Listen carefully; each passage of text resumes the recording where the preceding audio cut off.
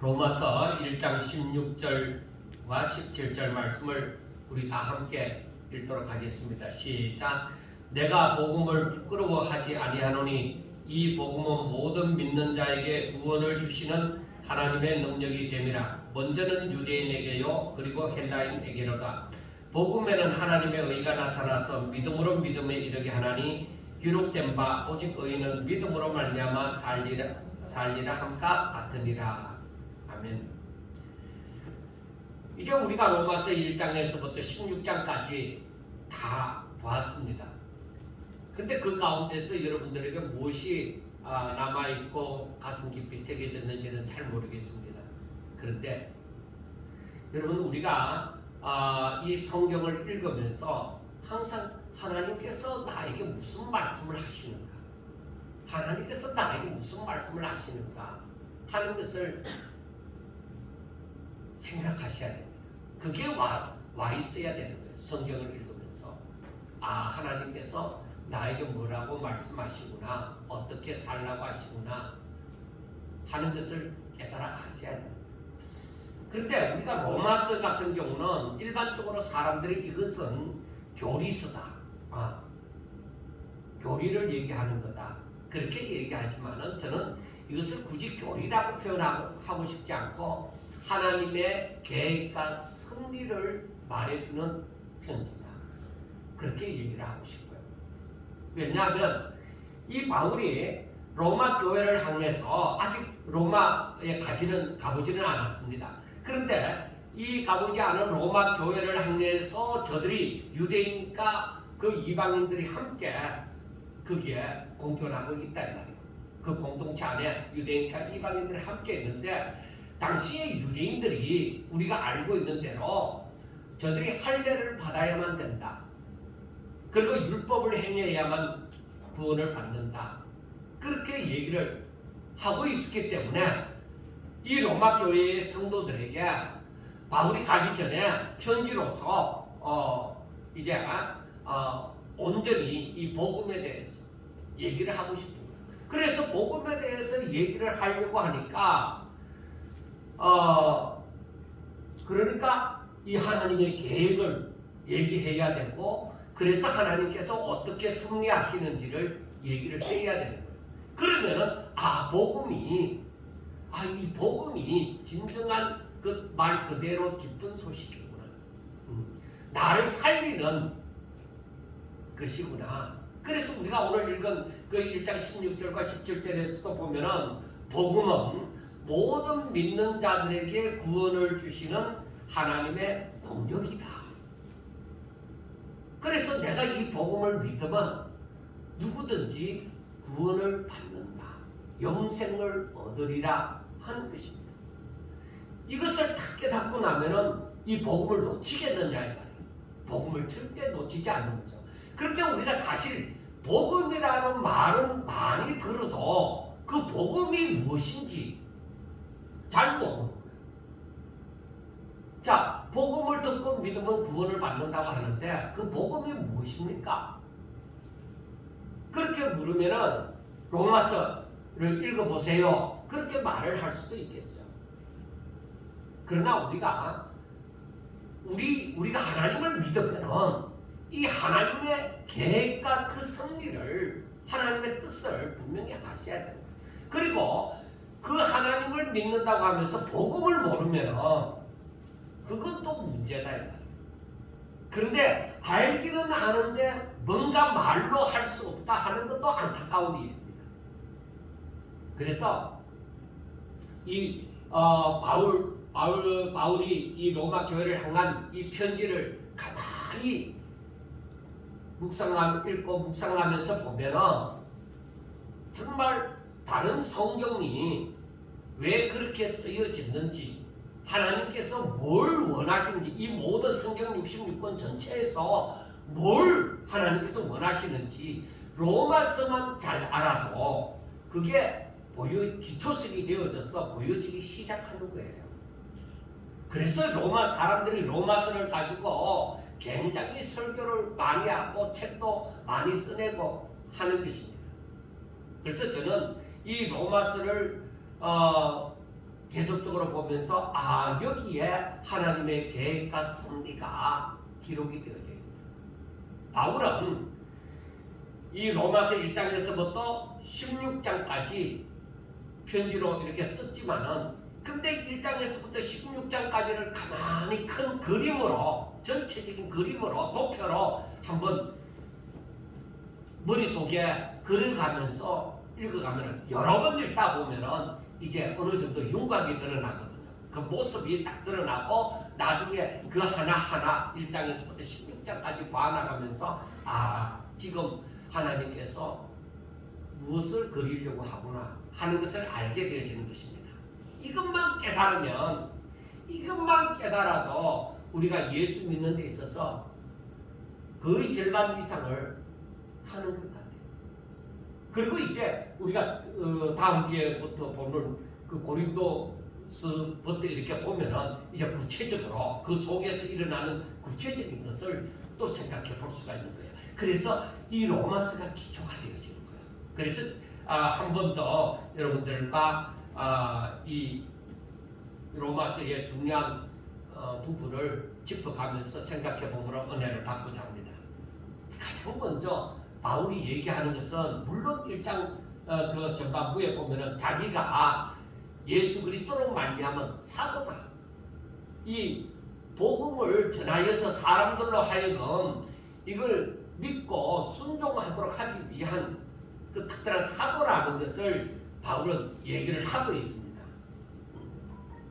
그리고 이 복음은 이미 구약 성경에서도 이미 말씀하고 있는 거다 하는 것도 얘기를 하고 있습니다. 그런데 이것은 서론적인 것은 일단 젖혀두고 바울이 이 로마 교회를 향해서 이제 이 복음에 대해서 말씀하고자 하는데 가장 먼저 말한 것이 무엇이냐? 세상 모든 사람이 아담의 후손들이 다 하나님의 진노 아래에 있다는 것입니다. 그러니까 우리가 쉽게 하던 말로 하면은 모든 사람이 다 죄인이므로 다 사망 가운데 있다는 것입니다. 그런데 이 죄인인 사람들도 이 하나님이 만드신 이 모든 만물을 바라보면서 사람이든지 나무든지 어떤 생물이든지 뭐든지 다 보면서 가만히 깊이 생각해 보면 하나님이 이걸 하셨다. 사람으로서는 이걸 할 수도 없다. 그걸 알게 되죠. 그래서 만물 가운데에 하나님의 능력과 신성이 보여 알게 되어진다고 말씀을 했습니다. 그런데 분명히 보여 알게 되어지는데 사람들이 하나님께 영광 돌리지도 아니하고 하나님께 감사하지도 아니하고 오히려 썩어질 것을 썩지 아니할 하나님의 영광과 바꾸어 버리는 그런 삶을 산다는 거예요. 왜 그럴까요? 분명히 이 세상의 자연 만물을 보면서 예수 믿는 사람이나 안 믿는 사람이나 할 것 없이 다 참 신기하다. 분명히 어떤 신이 이렇게 했을 것이다. 그래서 베리벨 신화가 많이 생겨나는 거예요. 그런데 하나님께서는 분명하게 원하는 것은 저들에게 원하는 것이 무엇이냐? 하나님을 영화롭게 하라. 하나님 앞에 감사하라. 그리고 하나님의 말씀을 따라 선을 행하라 하는 것입니다. 그런데 사람들은 하나님을 영화롭게 하지 아니하고 감사하지도 아니하고 오히려 악을 저지른다는 것입니다. 하나님을 분명히 알 수 있는데 사람들이 왜 이렇게 살아갈까? 하나님께로 나오지 않고 하나님을 찾지 않고 참신을 찾지 않고 왜 썩어지는 그 우상에게 흘러들어갈까? 우리가 이때 알아야 되는 것이 있어요. 사탄이라는 존재가 있잖아요. 아담과 하와를 미혹했던 그 뱀, 사탄이 그 가운데 들어가서 이 아담과 하와를 미혹하니까 아담과 하와가 그 뱀에게 미혹되어져서 자신도 하나님과 같이 되고자 하는 거예요. 그래서 사람들이 이 만물과 만물을 통하여서 하나님의 능력과 신성이 분명히 보여져서 알게 되어지지만은 사람들은 하나님을 알려고도 하지 않아요. 하나님을 찾지도 않아요. 하나님의 말씀을 들었다 하더라도 깨닫지도 않아요. 그게 바로 무엇이냐? 이 세상에는 사탄이 존재한다는 거예요. 그래서 하나님께로 나아가는 자들을 막는 거예요. 그런데 다 지금 뭐예요? 죄인이 되어져서 그 불순종하는 자녀가 되어져서 다 하나님께로 하나님의 말씀을 듣는 것이 아니라 그 불순종하는 자녀들 가운데 역사하는 사단의 지배 아래 있단 말이에요. 사망 아래 다 있다는 거예요. 어둠의 자식이 다 되어져 있다는 거예요. 그러니까 하나님 앞에 못 나오는 거예요. 그래서 하나님께서 저들을 어떻게 하시느냐? 저들을 더러운 가운데, 더러운 욕심 가운데, 부끄러운 욕심 가운데, 상실한 마음대로 그대로 버려두시는 거예요. 그래서 저들이 순리로 쓸 것을 영리로 쓰고, 저들이 시기하고 질투하고 그 생각나는 그 모든 더러움을, 악함을, 죄를 범하는 거예요. 사람이 아무리 노력해도 완전한 자가 될 수 없는 거예요. 세상을 아무리 정의롭게, 아무리 아름답게 꾸미려고 하더라도 안 되는 거예요. 우리들이 살고 있는 세상을 한번 주변을 돌아보세요. 그리고 뭐 주변 돌아볼 거 없어요. 나 자신을 먼저 살펴보세요. 그러면은 아하, 내 안에 죄가 거하는구나. 내가 어떻게 하면 정말 아주 편한 사람이 되어질까? 어떻게 하면 바로 살아갈까? 여러분, 내가 죄를 가지고 있을 때는 하나님의 말씀을 들어도 그 말씀을 알려고 하지 아니하고 깊이 묵상하지도 않아요. 그러다 보니까 사람들은 하나님의 은혜가 없이는 구원받을 길이 없어요. 그래서 모든 사람이 다 죄 가운데 있는데, 그때에, 그러니까 아담이 죄를 짓고 난 다음에 그 죄인에게 하나님께서 다가와 주신 거예요. 찾아와 주신 거예요. 이게 벌써 하나님의 은혜다. 이 하나님께서 죄인들을 찾아와 주시는 그 은혜가 아니고서는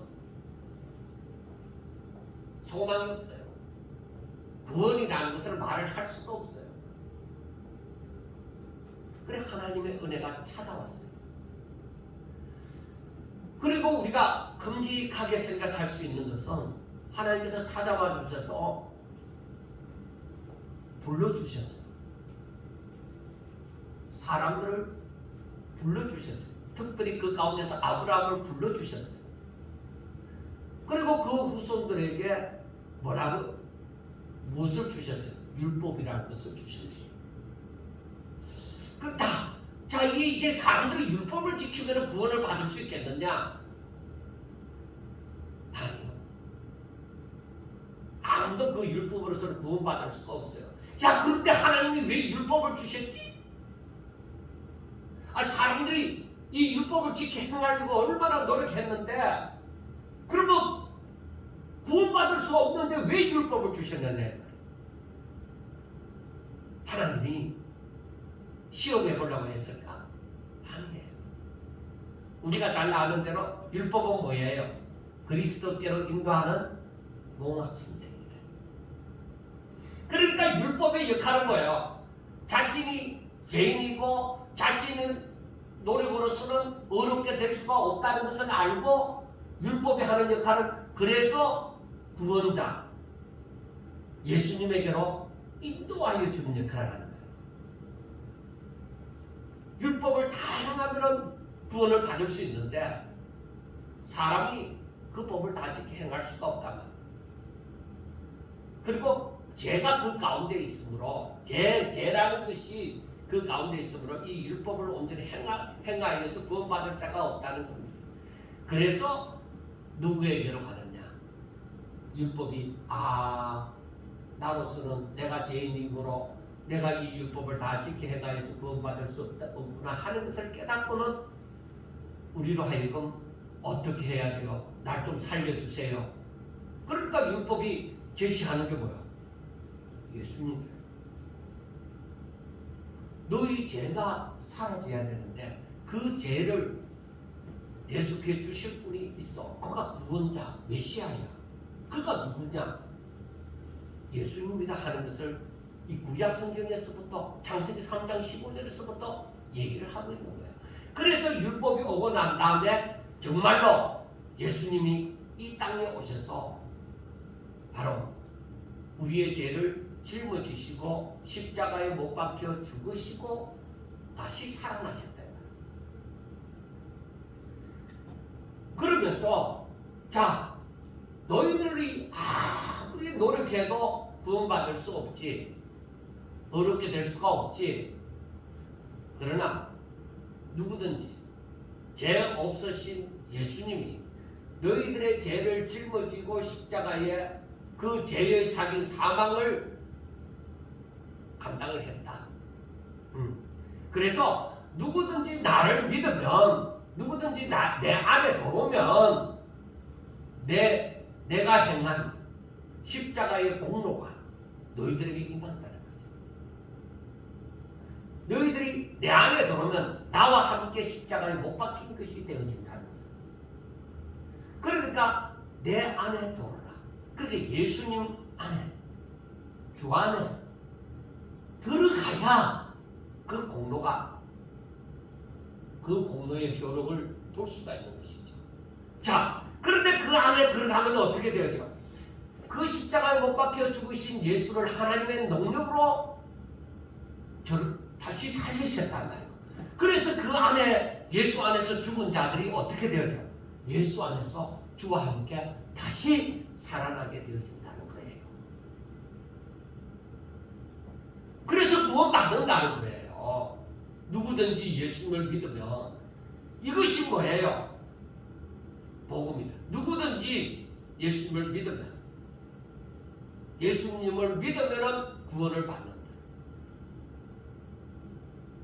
그런데 사람이, 예수님이 그 십자가의 공로가 부족해서 사람이 어떻게 좀 힘이 되어져서 어떻게 해야만 그 구원의 완성이 이루어지느냐? 전혀 그런 거 없어요. 오직 하나님의 능력. 그 죄를 대속하시는 데 있어서 사람이 무슨 노력을 하는 건 전혀 없어요.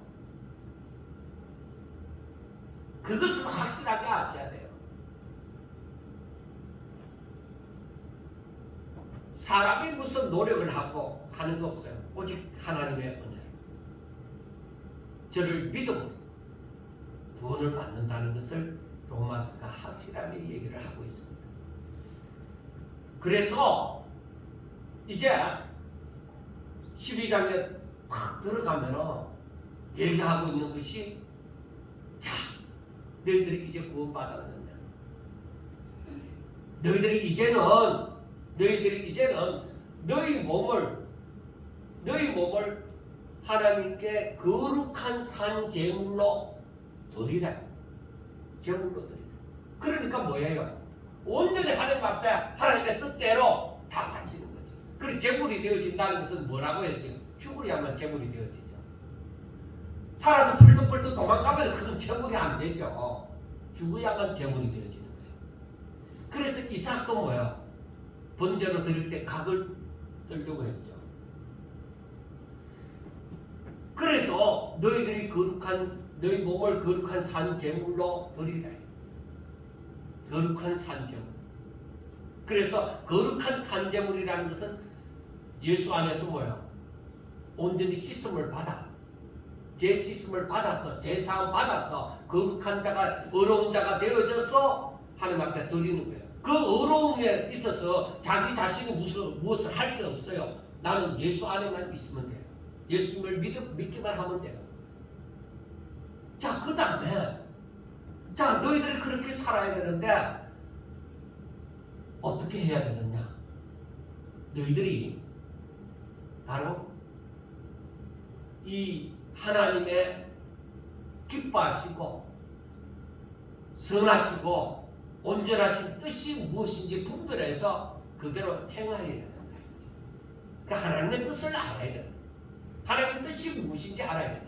그래서 예수 믿고 내가 예수 믿는 사람이 되어져서 하나님의 사랑, 하나님의 자녀가 되어져서 해야 될 일이 뭐예요? 하나님의 뜻이 무엇인지 알아야 된다. 그래서 우리가 성경을 읽고 이렇게 말씀을 듣는 거예요. 그래서 유능한 그 하나님의 지도자가 누구 하나님의 종이 어떤 사람이냐? 그건 하나님의 뜻이 무엇인지 밝히 가르쳐주는 사람이죠.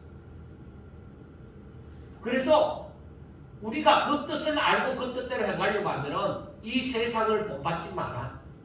이 세상을 따라하면 너희들 하나님의 뜻대로 살 수 없다.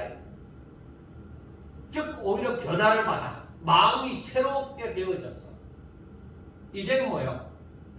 이 땅에 이 세상에 있는 그것을 내가 말하는 자가 아니라 내가 하늘 나라의 소망을 두고 하나님 나라가 내게 임하고 하나님의 의가 거룩함이 내게 임하기를 바라는 자가 되어져야 된다는 거죠. 그래서 우리들에게 구체적으로 말씀하고 있는 것이 무엇이냐? 그래서 12장에서부터 넘어가 보면은 어떤 말씀이 나와요? 사랑은 율법의 완성입니다. 그 사랑이 어떤 사랑이냐? 바로 예수님이 행하신 사랑이다. 우리가 죄인 되었을 때에, 우리가 연약할 때에, 우리가 하나님과 원수가 되었을 때에 하나님께서는 우리를 찾아와서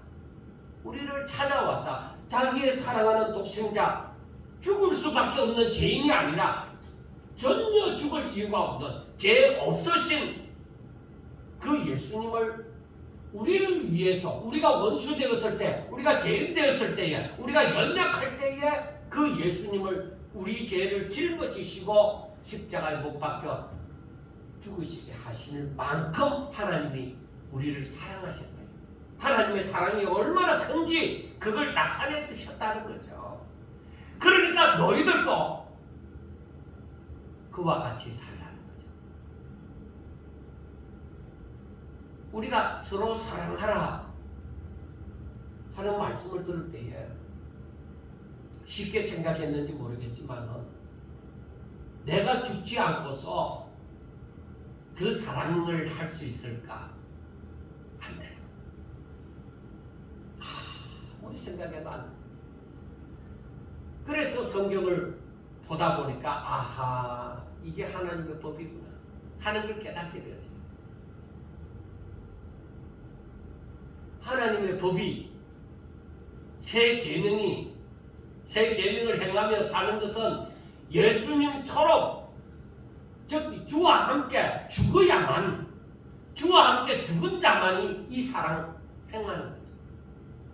그래서 예수님께서 하시는 말씀, 또 사도들을 통하여 하신 말씀을 보면은 아하, 예수님을 따라가는 사람은 자기를 부인하고 자기 십자가를 지고 주의 이름을 위하여 자기 몸을 제물로 드리는 자만이 진정 하나님 앞에서 산자로 살아갈 수 있다는 거예요. 진정 그게 바로 믿음의 능력을 맛보며 믿음의 사람으로 산다는 거죠.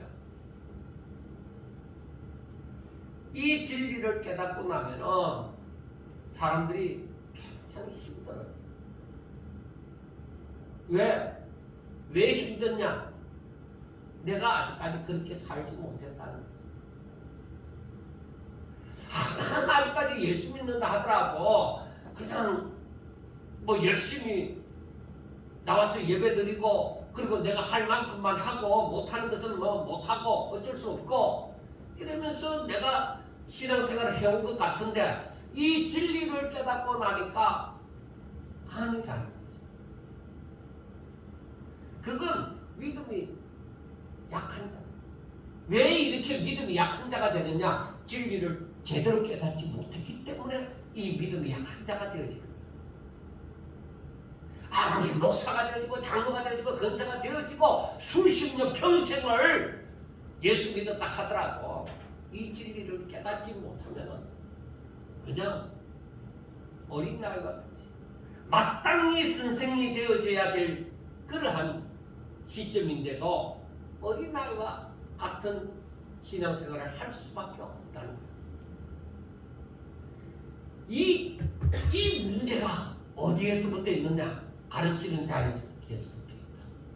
그리고 우리가 누구에게든지 다 성경이 주어졌기 때문에 성경을 읽지 않고 혹은 성경을 읽더라도 하나님의 뜻을 묵상하지 아니하고 고정관념에 사로잡혀서 있기 때문에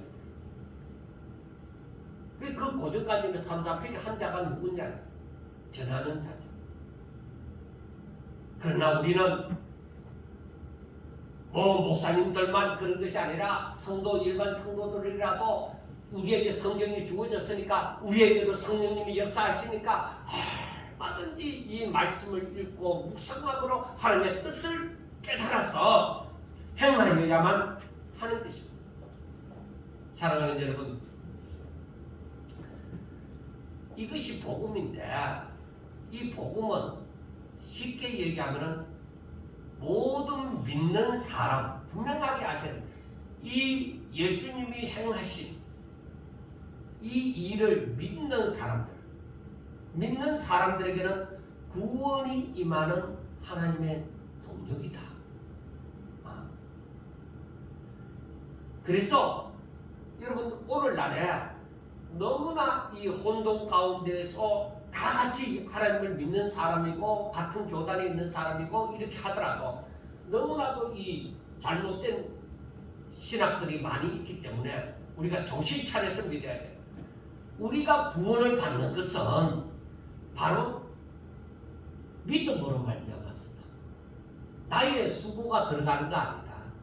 오직 하나님의 은혜는 믿음으로 말미암아서 구원이 임한다. 그래서 내가 무슨 짓을 하지 아니하고 내가 죄의 가리움을 받는 자는 복이 있도다 하고 말씀을 하잖아요. 시편에서. 그래서 이 말씀을 가만히 보면서 우리가 생각하는 것이 무엇이냐? 구원은 아무것도 행하지 않아. 내가 아무것도 행하지 않아도 그저 복음을 믿기만 하면 그 구원이 임한다는 것입니다. 이게 우리 세상의 법칙에서는 안 되는 거예요. 세상의 법칙에서는 내가 뭔가를 해야만 구원이 임하는 거죠. 무엇이 오는 거죠. 그런데 하나님의 법칙에서는 믿기만 해라. 네가 믿기만 해라. 그러면 구원이 임한다는 것입니다. 그러니까 이러한 구원이 임하니까 사람들이 이 구원을 가볍게 여기는 거예요. 만약에 엄청 힘들어서 만약에 한 9단계까지 있는데 내가 1단계부터 9단계까지 딱 밟았을 때의 구원의 깃발을 내가 들 수가 있다. 그렇게 해서 1단계부터 열심히 노력해서 9단계 기어코 올라가서 내가 구원의 깃발을 들어서 얻는 구원이라면 사람들이 자랑을 하고 또 대단한 것으로 여길 것입니다. 아주 귀한 것으로 여길 것입니다. 그런데 이거는 그런 것이 없이 내 어떤 수고가 없이 믿기만 하면 구원이 임한다는 것이죠. 그래서 사람들이 예수 믿는 것을 우습게 해요. 그냥 교회 다니면 예수 믿고 구원받은 줄로 생각한다. 아닙니다.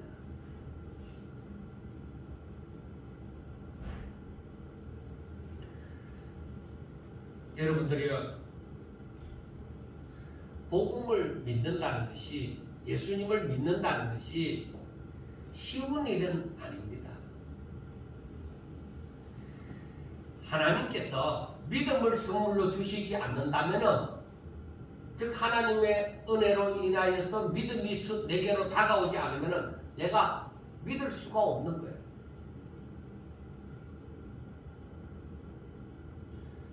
자, 우리가 한번 생각해 봅시다. 아담의 불순종으로 그의 후손들이 모두 죄인으로 하나님의 진노 아래에 있습니다. 사망 가운데 다시 생명으로 옮겨진다는 것은 내가 사망 가운데 빠져서 헤어나올 수 있는 힘이 전혀 없는데, 전혀 없습니다. 누가 하나님의 진노로 사망 가운데 다 처해 있는데 그 하나님의 진노를 이기고 내가 생명으로 나올 수 있느냐? 아무도 그렇게 할 자가 없습니다. 그러면 누군가가 이 사망을 대신 짊어지시고 그 사람을 구하여 주어야만 하는 것입니다. 그러면 누가 그 사망을 대신 짊어질 수가 있느냐는 것입니다. 사망을 짊어진다는 것은, 죄의 상인 사망을 짊어진다는 것은 죄가 없는 존재라야만 하는 것입니다. 그런데 이 세상에 그런 존재가 없습니다. 그러면 사람은 모두 다 영원히 그 사망의 고통에서 벗어날 수가 없는 것입니다. 그래서 하나님께서 다가와서 저들을 구원하기 위하여서 그의 합당한 존재를 보내주신 것입니다. 그분이 바로 아무 죄도 없으신 독생자 예수님이십니다. 하나님께서 예수님에게 세상에 가서 저들의 죄를 대신 짊어져라.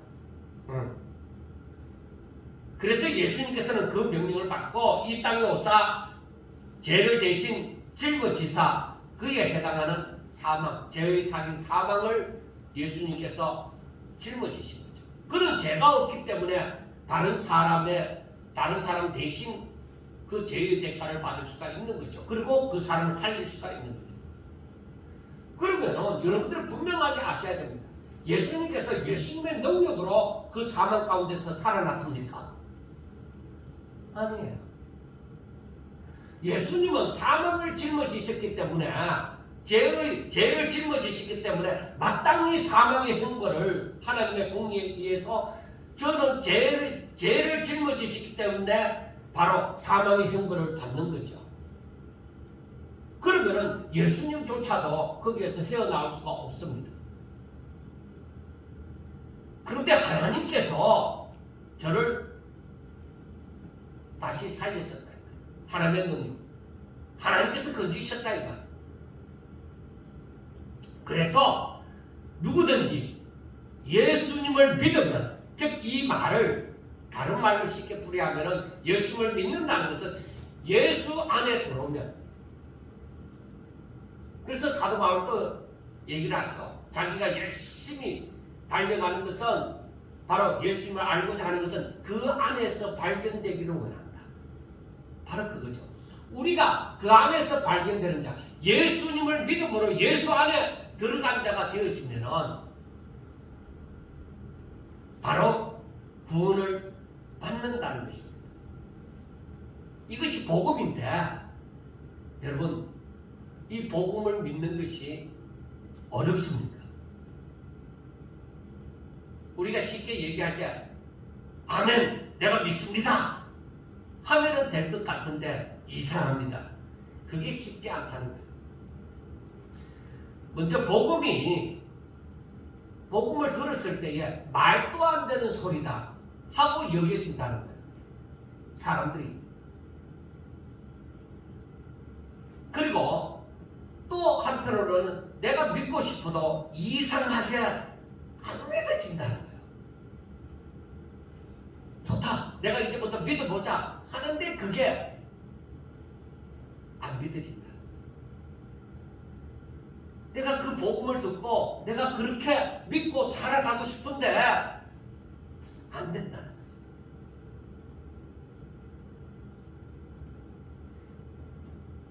여러분들 한번 보세요. 이 복음을 정말 제대로 믿는 사람들은 저 신천지의 이만희나 그리고 하나님 교회의 안상홍이나 이 사람들을 믿는 사람들이 이상하게 생각되잖아요. 어떻게 말도 안 되게 저 이만희나 안상홍이가 어떻게 성령으로 느껴지고 다윗으로 느껴지느냐는 거죠. 구원자로 느껴지느냐는 거죠. 그런데 그걸 믿는 사람들은 지금 우리나라에도 엄청 많잖아요. 신천지 그리고 하나님의 교회 하나님의 교회를 지금 고성에 있는데 하나님의 교회 전부 다 지금 이 마지막 때에 사람들이 더 많아져 가요. 믿는 사람들. 거기에 따라가는 사람들.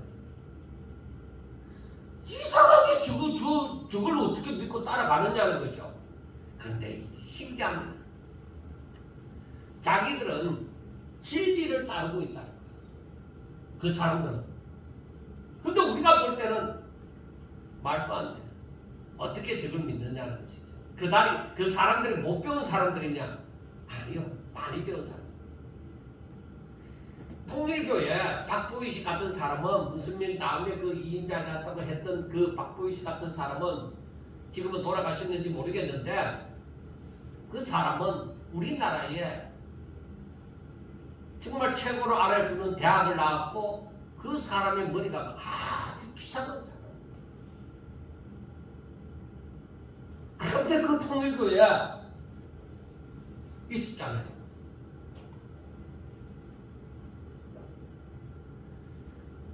자, 예수님을 믿으면 구원을 받는다고 하는 사람들이 그러한 이단에 빠진 사람들을 바라볼 때에 헛된 짓을 하고 있는 것처럼 보일 것입니다. 그런데 반대로 생각하면은 반대로 뒤집어서 생각하면은 그 사람들이 우리를 보고 신앙생활 잘못하고 있다. 잘못 믿고 있다. 이만희를 믿어야 되고 안성홍이를 믿어야 되는데 잘못 믿고 있다. 그렇게 얘기를 하는 거예요. 그러면 같은 성경을 보고 있으니까 이 성경을 보자 이거예요. 성경을 보면 분명히 보여져서 알게 되어지는 것이니까 보자 이거예요. 이만희냐 안성홍이냐 예수님이냐 이거예요. 그런데 저들은 성경을 뒤집어 엎지는 못하잖아요. 그래서 이만희나 안상홍이가 성경에 어떤 말하는 두 번째 다윗이라고 얘기하든지 성령이라고 얘기하든지 그렇게 얘기를 하는 거예요. 자, 여러분, 이러한 사람들이 우리 주변에 존재합니다. 그런데 우리가 그렇게 미혹되어지는 사람들도 많은데 우리가 정말로 하나님을 믿는다는 것은 그리고 그 진리를 깨닫는다는 것은 너무너무 귀한 은혜죠. 너무너무 귀한 은혜. 내가 어떻게 예수님을 알게 되어졌느냐는 거죠. 어떻게 내가 예수님을 나의 구주로 믿느냐는 거죠. 여러분 교회 다니는 걸 얘기하는 거 아닙니다. 내 마음에 믿어져. 성령이 전가하는 이 되어져야 되는 거죠. 어떻게 내가 하나님께로부터 생명을 받은 하나님의 자녀가 되었느냐는 것입니다. 사랑하는 여러분, 내가 예수와 함께 십자가에 못 박히고 예수와 함께 내가 다시 살아났다는 사실이 믿어진다는 건 놀라우신 은혜입니다.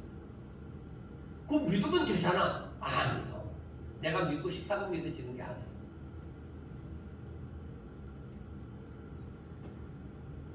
정말로 이러한 사람에 대해서 말하는 것이 바로 어떻게 얘기해요? 이 사람들은 죄에 대해서 죽고 하나님께 대하여 산 자다 이렇게 얘기함으로 중생했다, 거듭났다, 새로운 피조물이다 그렇게 얘기를 하잖아요. 자, 여러분들 가만히 생각해 보세요. 우리 자신들을 돌아봅시다. 내가 죄에 대해서는 죽고 하나님께 대하여 산 자냐? 내가 정말 땅의 것을 보지 않고 하늘의 것을 바라보는 자가 그러한 새로운 피조물이 되어졌느냐는 것이죠. 내가 그러한 삶을 살고 있느냐는 것이죠. 만약에 못 산다면 왜 못 사느냐는 것이죠. 바울은 얘기를 합니다. 그게 바로 뭐냐? 육신의 욕구대로 살지 마라. 우리가 이 아담으로부터 물려받은 이 육체는 아직 존재하잖아요. 그러니까 이 육체의 욕구가 있어요. 그 육체의 욕구대로 살지 말라는 것이죠. 오직 하나님의 주신 생명으로 살아. 하나님의 말씀으로 살아. 그래서 우리가 이 말씀을 영의 양식이라고 말씀을 하는 거죠. 이 양식을 먹고 살아라. 너희들이 이 땅에 속하여서 안 믿는 자들과 똑같이 살아가지만은 이 땅에 속하여서나 이 세상의 사람으로 사는 것이 아니라 하늘나라 시민으로 살아라 이 말이에요. 너희들이 이 세상에 살면서 이 세상의 법을 따른다고 하지만은 저들이 하나님의 법칙 가운데서 살지 않으면은 오히려 고난을 받는 거예요. 그러니까 주의 이름으로 고난도 받고 살아라는 것입니다. 그래서 너희들이 육신으로 만약에 너희들이 육신으로 살면은 사망이 임한다. 이건 하나님의 법칙이에요. 육신으로 말미암아서 너희들이 죄 가운데 거하면은 너희들은 사망이 임한다. 그러나 너희들이 영으로 살면 하나님이 주신 그 영으로 살면은 너희들에게 의가 이르고 영생을 얻게 되어진다는 것이죠. 그러니까 우리가 그냥 교회 다니고 그냥 열심히 하고 신앙생활 한다고 하는 그런 모습이 아니라 내가 정말로 하나님의 법대로 살고자 하는 자신을 발견하셔야 되고 그 마음을 발견되어져야 되는 거예요. 그렇지만 사람들은 육신이 있는 거로 이 육신의 정욕에서 벗어나지 못하고 곤욕을 치르고 있는 것입니다. 그래서 우리가 에베소서에 보면은 이 육신의 정욕에서 벗어날 수 있는 길이 무엇이냐? 말씀으로 믿음으로 무장하는 거예요. 하나님의 전신갑주를 입는 거예요. 그러니까 그 말은 하나님의 능력으로 살려고 해라 이 말입니다.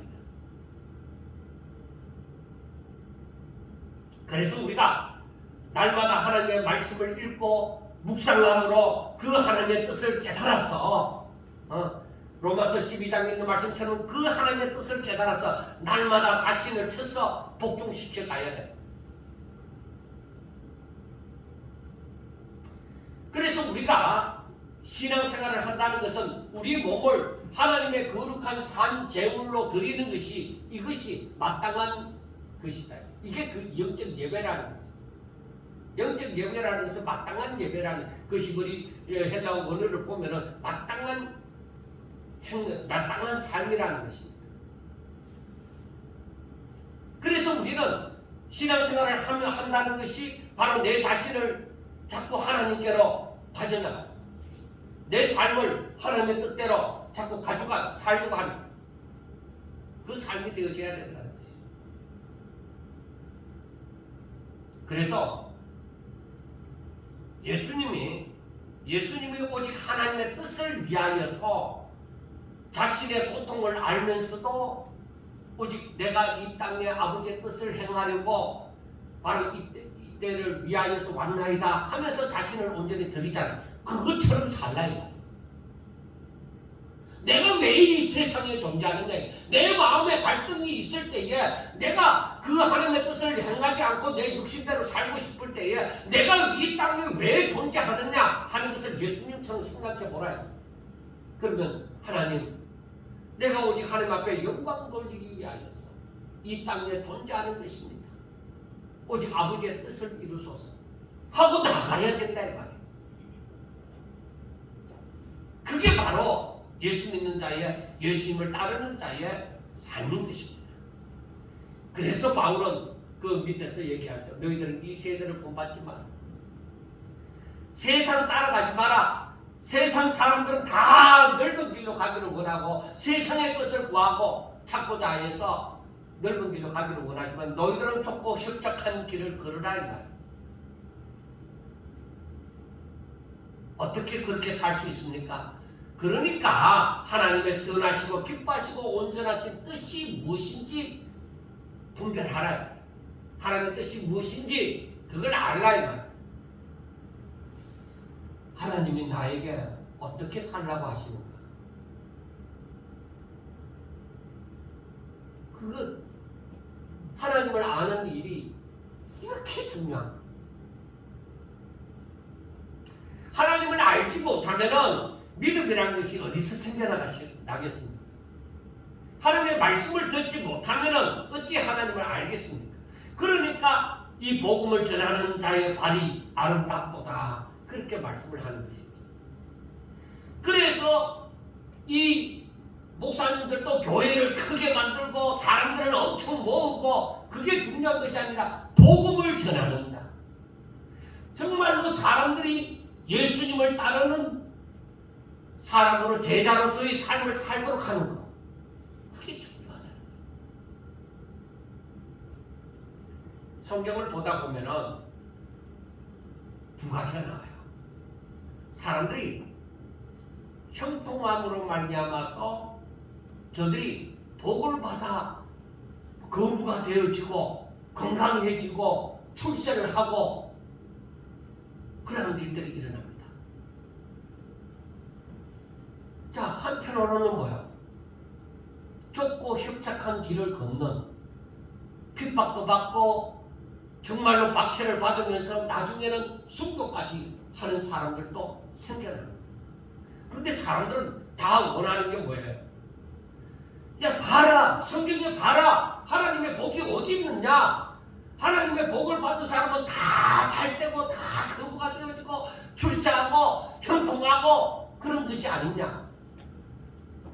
그것만 보게 만들면은 그 사람은 하나님의 뜻을 제대로 깨닫지 못하는 겁니다. 성경은 오히려 우리에게 무엇을 얘기하느냐? 믿어라. 믿기만 해라. 그 일은 내가 한다. 모세가 하나님의 명령을 받았을 때 계산을 하잖아요. 계산을 할 때에 하나님께서 얘기하죠. 모세야, 내가 누구냐? 내가 스스로 있는 자이지 않느냐? 내가 너희 조상들에게 약속한 그것을 내가 이루려고 한다. 너 계산하지 마라. 아, 하나님, 그래도 나는 전에 하다가 실패한 자고 내가 어떻게 이 일을 행할 수 있습니까? 그래서 하나님께서 얘기하세요. 모세야, 내가 한다. 내가. 너는 그냥 내 말을 듣고 따라서 가서 행하기만 하라는 것이지. 사랑하는 여러분, 오늘날 우리들에게도 하나님은 그렇게 말씀하십니다. 하나님은 내가 한다. 너희들은 믿기만 해. 믿어. 그래서 이 복음을 전하는 것도 바울이 얘기를 하는 것이 바로 뭐예요? 내가 이 복음을 전하여서 사람들로 하여금, 모든 사람으로 하여금 믿어 순종케 하고자 한다. 우리가 믿어 순종하면 되는 거예요. 내가 아무리 계산을 해도 해답이 안 나온다.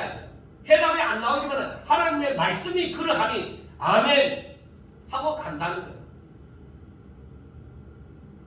베드로가 흑암 가운데서 풍랑이 이는 그런 가운데 유령과 같은 그 예수님이 나타났습니다.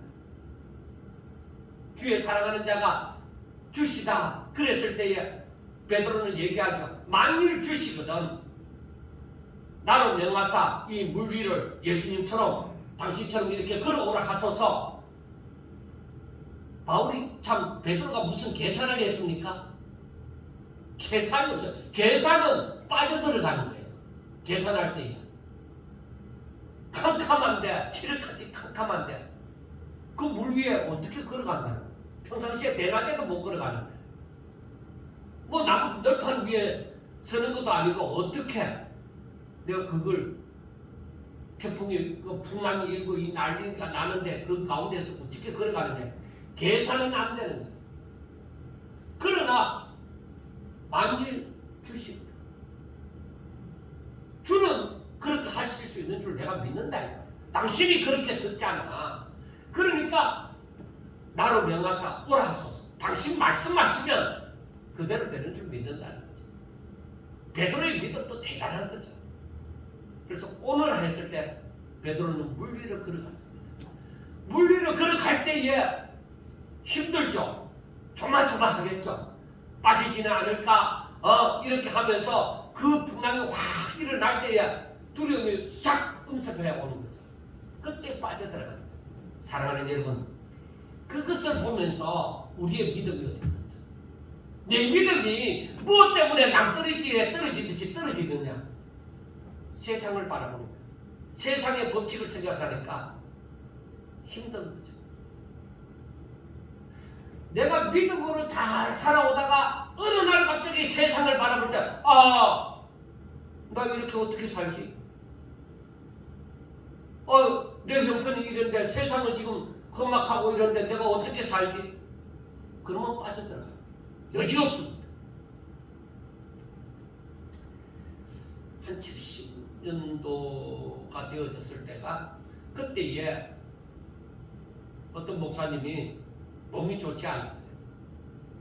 그런데도 열심히 목회를 하면서 살아갔습니다. 그래서 병원에 갔어요. 몸이 아프니까. 병원에 가서 이제 검사를 하니까 이제 건강검진을 보니까 폐가 없다는 거예요. 당신은 어떻게 살았습니까? 당신은 폐가 없습니다. 그러니까 이 목사님이 그때부터 막 고민이 되는 거예요. 내 폐가 없다는데 나 그러면 죽었지 않느냐. 지금까지 잘 살아왔는데 그 고민과 함께 그 목사님이 돌아가셔버렸어요. 그때에 부흥사들한테 그 해당되는 얘기가 무엇이냐. 하나님이 지켜주사 지금까지 살게 하셨으면 앞으로도 산다는 믿음을 가지고 있어야 되는데 사람이 자기가 폐가 없다는 걸 알기 전에는 잘 살았는데 폐가 없다는 걸 알았을 때는 뭐예요? 아마 한쪽 폐만 없어졌는지 그건 제가 자세한 건 잘 모르겠는데 그 폐가 하여튼 없다는 걸 알았을 때는 고민과 함께 아파서 죽어버렸다. 여러분, 우리의 삶을 되돌아봅시다. 내가 집사람에게 자주 하는 얘기인데 지금까지 살게 하신 하나님이 세상이 어떻게 바뀌어지고 막 풍랑이 일듯이 막 혼자 파여지고 난리가 났다 합시다. 하나님은 그때 역사하지 않습니까? 지금까지 나와 함께 하시면서 모든 위기 가운데서도 지켜주시고 붙잡아 주신 하나님이 앞으로는 붙잡아 주시지 않는 것입니까? 아니잖아요. 이게 믿음이다 이거예요. 이게. 그래서 제가 하나님 앞에 얼마나 울었는지 몰라요. 하나님. 지금까지도 살게 하여 주신 하나님이 계신데 왜 내가 걱정을 합니까? 왜? 내가 하나님께 더 가까이 나가고 위협과 두려움이 내게 다가올 때에 하나님 더 하나님을 의지하면 될 터인데 왜 내가 걱정을 하는데? 언제는 내 입으로 살았는데 하나님이 함께하여 주시지 않았으면 나는 멸망하였을 것이다. 분명히 하나님이 내게 은혜를 주시지 않았더라면 내가 지금 이 자리에 서서 말씀을 전하고 있을 수가 없다는 거죠. 하나님이 내게 은혜를 주시지 않았으면 나는 목사가 되었다 하더라도 돈에 팔린, 돈을 나는, 내 노후를 위해서 돈을 쌓아가는 그런 삶을 사는 존재밖에 되지 못했다는 것이죠. 사랑하는 여러분, 저는 우리 성도들이 오직 믿음, 지금까지 함께하여 주신 하나님이 앞으로도 영원히 하나님이 나와 함께 하시리라는 그 믿음을 가지시기를 주의 이름으로 축원합니다.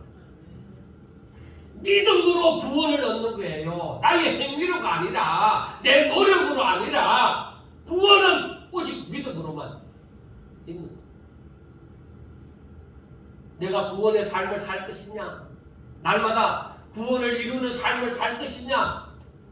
아니면 내가 열심히 수고해서 구원을 지킬 것이냐? 여러분, 저는 그렇게 생각해요. 하나님의 말씀을 깨닫는 데서부터, 하나님의 말씀을 아는 데서부터 출발합니다. 하나님을 알아가면 알아갈수록, 믿음, 이 성경을 알아가면 알아갈수록 하나님을 알 수밖에 없고, 하나님을 알아가면 알아갈수록 믿음으로 살 수밖에 없다. 세상 공부 잘하는 사람들 많고, 힘 있는 사람들 많고, 정치 잘하는 사람도 많고, 경제인들, 기업인들 많지요. 그들이 무엇을 할 수 있는가 아닙니다. 하나님이 하십니다. 하나님이 하신다. 세상 움직이는 거 보세요.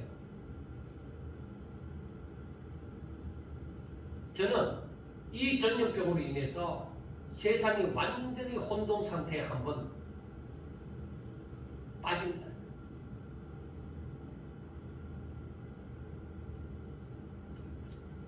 이때에 키를 들고 하나님께서 퀴즈를 하는 거예요. 알곡은 알곡대로 모이고 쭉쭉이는 바깥으로 나가요. 이 퀴즈를 하는 동안에 모두가 판명이 나요. 어느 것이 알곡인지 어느 것이 쭉쭉인지. 마지막 때는 분명히 분리하는 구별하는 역사가 일어납니다. 여러분 정신 차리셔야 돼요. 막 퀴즈를 하니까 그 퀴 위에서 어디로 가고 하면서 방황하는 그런 삶을 살아서 안 돼요. 퀴즈를 하면 할수록 퀴즈를 하는 그분에게로, 안으로 더 가까이, 하나님께로 더 가까이 가셔야만 돼요. 우리가 하나님을 믿을진데 하나님의 말씀을 믿으라, 하나님의 약속을 믿으라. 하나님께서는 분명히 자기의 사랑하는 자를 모든 위기 가운데서 구원하여 주시다. 6월절이라는 것을 우리는 분명하게 아십니다. 세상이 전부 다 쓰러져 가는 가운데 하나님은 자기 백성을 지키시고 멸망 가운데로 인도하지 않습니다. 내가 살든지 죽든지 자빠지든지 일어서든지 뛰어가든지 하나님께서는 함께 하세요. 오직 하나님의 사람으로, 행복한 사람으로 살게 하시는 거예요. 사람의 눈으로 보는 것이 전부가 아닙니다. 사랑하는 여러분, 그래서 바울을 통하여서 하나님께서 말씀하시는 것이 뭐예요? 예수님처럼 살라. 그러면 뭐요? 너희들이 하나님의 영광을 보리라. 너희들이 주와 함께 그 복을 누리리라. 여러분들이요, 우리가 아직까지 살면서 하나님의 말씀을 정말 제대로 깨닫고 내가 어떻게 해야 되지 할 때 성경 말씀을 통하여서 깨달을 수 있는 것은 너의 몸과 마음과 뜻을 다 주 너희 하나님을 사랑하라. 그렇게 하고 바로 이웃을 사랑하라는 것이죠. 그것이 어떤 삶이냐? 예수님의 삶. 너희들이 예수 안에 있으면 그 예수님의 삶을 살아갈 수 있다. 그래서 내 능력으로 살지 말고 하나님의 능력으로 살려고 해라. 사랑하는 여러분, 예수님처럼 우리가 이 땅에 살면서 언제 생명 걸고 하나님의 뜻을 행하려고 살아봤느냐? 나의 삶이 어느 정도 내 삶이 열이라고 하면은 몇 개 정도 내 생명을 걸고 살아봤느냐? 오직 하나님의 뜻을 이루기 위하여서 고통을 알지만은 내 생명을 걸고 하나님의 뜻이 이루어지기를, 그 고통도 받고 하나님의 뜻이 이루어지기를 바랐느냐? 하나님의 뜻이 이루어지기를 원하여서 내가 오히려 생명 걸고 그 고통을 받아봤느냐? 여러분들은 믿음으로 살기 위해서 하나님의 뜻을 행하기 위해서 얼마나 생명을 걸어보았습니까? 이 마지막 시대에 사람들은 쉽게 생각하고 아직까지도 잠자는 자들처럼 제대로 깨닫지도 못하고 어떻게 하든 이 위기를 벗어날까 하는 생각을 할 것입니다. 그러나 분명하게 깨어있는 자라면 이 시기가 하나님께서 분명히 분리를 하는, 알곡과 쭉쭉이를 분리하는, 그리고 정신 차려 하나님께로 돌아오기를 명하시는 그 하나님의 뜻으로 알고 살아갈 것입니다. 여러분, 우리의 남은 생애가 젊은 사람이나 나이 든 사람이나 다 똑같아요. 그 주님이 마시는 날은 다 똑같잖아요. 그러니까 깨달았으면 깨달은 그날부터 내가 정말 내 삶을 생명 걸고 하나님의 뜻이 이루어지기를 원한다. 그래서 우리가 오직 하나님의 뜻이 이루어지기 위하여 생명을 건 삶. 사도 바울이 결국에 얘기하는 게 그거예요. 로마서를 통해서 얘기하는 것이. 너희들 믿음으로 구원받는다. 너희들 구원 받았느냐? 너희들 복음을 믿느냐? 예수님을 믿느냐? 생명 걸고 예수님처럼 하나님의 뜻이 이루어지기 위하여 살아라 하는 그것입니다. 우리 모두 정말 그러한 자가 될 수 있기를 주의 이름으로 축원합니다. 기도드리겠습니다. 하나님 아버지 감사합니다. 연약하고 부족하고 나약하지만은 전능하신 하나님을 믿습니다. 하나님께서 모든 것을 이루실 줄을 믿습니다. 저희들은 오직 하나님의 약속의 말씀을 부여잡고 오직 믿음으로 생명 걸고 하나님의 뜻이 이루어지기를 원하는 삶을 살게 하여 주시옵소서. 저희들이 생명을 걸고 살아가는 삶이 결코 후회스럽지 않을 줄을 믿습니다. 하나님의 영광을 바라볼 줄을 믿습니다. 사랑하는 자들에게 믿음 위에 믿음을 다하여 주시옵소서. 은혜 위에 은혜를 다하여 주시옵소서. 저들이 살면서 아버지여 더욱더 기쁘고 즐거워하며 행복한 삶을 살게 하여 주시옵소서. 저들에게 하나님이 주시는 새 힘이 넘쳐나게 하여 주시옵소서. 이 시대에 빛이 되고 소금이 될 수 있도록 주여 축복하여 주시옵소서. 예수님 이름으로 감사하며 기도드리옵나이다.